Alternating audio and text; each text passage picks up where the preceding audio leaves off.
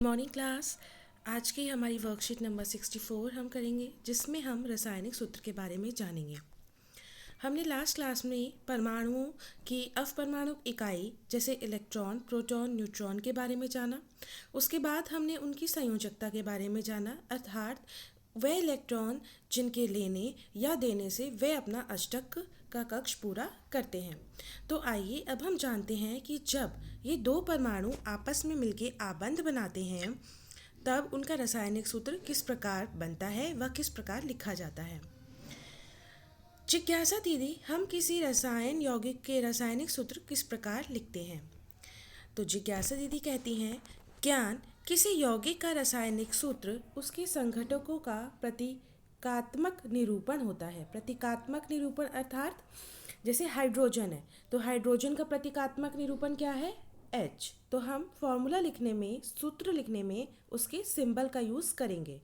Symbol यानी कि प्रतीकात्मक निरूपण। इसे लिखने के लिए हमें उसके संघटकों के प्रतीक और संयोजकता जाननी आवश्यक है।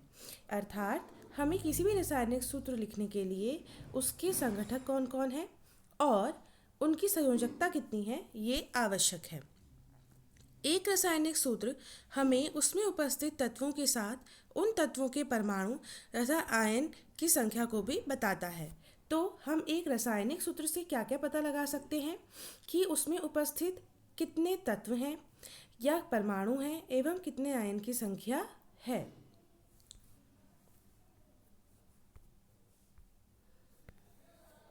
अब रासायनिक सूत्र लिखने के चरण। तो फर्स्ट स्टेप क्या होता है? यौगिक को बनाने वाले सभी संघटक तत्वों के प्रतीक लिखिए। जैसे कि हाइड्रोजन सल्फाइड। हाइड्रोजन सल्फाइड के लिए हम तत्व का प्रतीक लिखेंगे। Hydrogen for H and sulphide is S। उसके बाद प्रत्येक तत्व की संयोजकता उसके प्रत्येक के नीचे लिखिए। तो हाइड्रोजन के नीचे हमने लिखा 1 और सल्फर के नीचे अर्थात S के नीचे हमने लिखा 2, क्योंकि हाइड्रोजन की संयोजकता है 1 और सल्फर की है 2। थर्ड पॉइंट, अब संयोजक परमाणुओं की संयोजकताएं दोनों तत्वों के साथ क्रॉस कर दीजिए। यानी कि ये 1 जाएगा 2 के पास, S के पास, और 2 जाएगा H के पास। दूसरे तत्व की संयोजकता को पहले तथा पहले तत्व की संयोजकता को दूसरे के नीचे लिखिए। तो ये देखिए हमारा सूत्र लिखा गया। पहले हमने लिखा H, उसके नीचे लिखा 2 क्योंकि 2 क्रॉस करके गया था। फिर हमने लिखा S और S के नीचे लिखा हमने कुछ भी नहीं। कुछ भी नहीं का मतलब ही ऑटोमेटिक 1 होता है।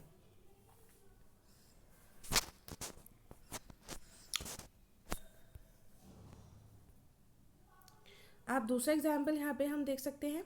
Carbon dioxide.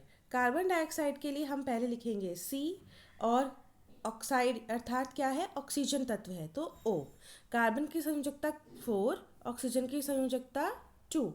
Cross multiply, 4 is going to oxygen and 2 is going to carbon. Then we write the formula. First we write C और C के नीचे हम क्या लिखेंगे? 2 और O के नीचे क्या लिखेंगे? 4। ठीक है, तो बेटा आप देखिए 2 और 4 को हम और छोटा कर सकते हैं क्योंकि 2 और 4 दोनों ही 2 से डिवाइड होता है। तो अगर 2 से मैं डिवाइड कर देती हूँ दोनों को तो ये हो जाएगा C और ये हो जाएगा O2। दैट्स मीन कि आपका फॉर्मूला बन गया है CO2। नेक्स्ट देखिए हाइड्रोजन क्लोराइड का फॉर्मूला। हाइड्रोजन और क्लोरीन। हाइड्रोजन की संयोजकता 1 और क्लोरीन की संयोजकता 1। ये आपस में क्रॉस करेंगे और फॉर्मूला क्या बन जाएगा? HCl। Next is magnesium chloride. Magnesium chloride का दे रखा है आप लोगों को। यहाँ पे मैग्नीशियम के नीचे हम लिखेंगे 2, संयोजकता 2 होती है, क्लोरीन की 1 होती है। फॉर्मूला क्या बन गया? MgCl2। Calcium oxide. तो कैल्शियम ऑक्सीजन और आप इसके नीचे भी लिखेंगे, कैल्शियम के नीचे क्या लिखेंगे? 2। ठीक है, और ऑक्सीजन के नीचे लिखेंगे 2। तो फॉर्मूला बन जाएगा आपका Ca2O2, जिसे हम आगे सॉल्व करके लिख सकते हैं CaO। क्लियर बेटा? अब आप देखिए आयनिक यौगिक के सूत्र, जैसे कि सोडियम कार्बोनेट।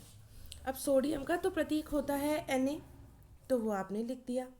अब कार्बोनेट कार्बोनेट में आप खाली कार्बन नहीं लिख सकते या खाली ऑक्सीजन नहीं लिख सकते, आपको इस आयन का सूत्र लिखना है। कार्बोनेट का होता है CO3, ठीक है। और सोडियम की संयोजकता होती है 1, कार्बोनेट की संयोजकता होती है 2। तो फॉर्मूला बन जाएगा Na2CO3। सेकेंड आपका दे रखा है एल्यूमिनियम सल्फेट। एल्यूमिनियम के नीचे 3 और सल्फेट के नीचे 2। तो फॉर्मूला बन जाएगा, इसे लिखने का तरीका ध्यान से देखिए। Al के नीचे तो 2 लिख दोगे, लेकिन सल्फेट के नीचे जो 3 लिखा जाएगा वो S के लिए भी मान्य है और ऑक्सीजन के लिए भी मान्य है। तो हम SO4 को ब्रैकेट में क्लोज कर लेंगे, उसके बाद लिखेंगे 3। क्लियर। उसके बाद है मैग्नीशियम हाइड्रोक्साइड। मैग्नीशियम के नीचे 2, हाइड्रोक्साइड के नीचे 1, फॉर्मूला बन जाएगा MgOH2। नेक्स्ट लास्ट आपको दे रखा है, नहीं, अमोनियम सल्फेट दे रखा है, कैल्शियम हाइड्रोक्साइड दे रखा है, सोडियम नाइट्रेट दे रखे हैं। तो इन सब के लिए आपको एक छोटा काम और करना है। इस करने के बाद आपको एक टेबल बनानी है। टेबल आपको इस तरीके से बनानी है, यहाँ पे आप 2 बॉक्स बनाएंगे, एक में लिखेंगे संयोजकता और एक में लिखेंगे आयनिक यौगिक, ठीक है। और आप डालेंगे, फर्स्ट डालेंगे कार्बोनेट, फिर उसका फॉर्मूला CO3, फिर उसकी संयोजकता 2। इस तरीके से सल्फेट, इस तरीके से जो आपको ये दे रखे हैं ना बेटा, ये आप अपनी कॉपी में लिख लेंगे याद करने के लिए, ठीक। उसके बाद है रासायनिक सूत्र लिखने के नियम, वही सेम है। आयनों की संयोजकताएं अथवा आवेश हमेशा संतुलित होने चाहिए। धातु का प्रतीक हमेशा पहले लिखा जाता है बाईं तरफ। बहुपरमाणु आयनों की उपस्थिति होने पर कोष्ठक में लिखकर संयोजकता को उसके नीचे लिखा जाता है। ये वही आपको थर्ड पॉइंट इस तरीके से बता रखा है जो मैंने आपको बताया था कि सल्फेट को हम ब्रैकेट में लिखेंगे। तो आई होप आप सब बच्चों को समझ में आ गया होगा। तो आपको एक्स्ट्रा ये जो पूरी उतारनी है, सारे पॉइंट्स आपको लिखने हैं, पूरी वर्कशीट आप अपनी कॉपी में लिखेंगे। बिसाइड दैट, इसके अतिरिक्त आप ये कॉलम बनाएंगे, जिसमें आप 3 कॉलम बनाएंगे, जिसमें फर्स्ट होगा आयनिक यौगिक, उसके बाद लिखेंगे उनका प्रतीक और उसके बाद आप लिखेंगे उसके सूत्र, उसकी संयोजकता।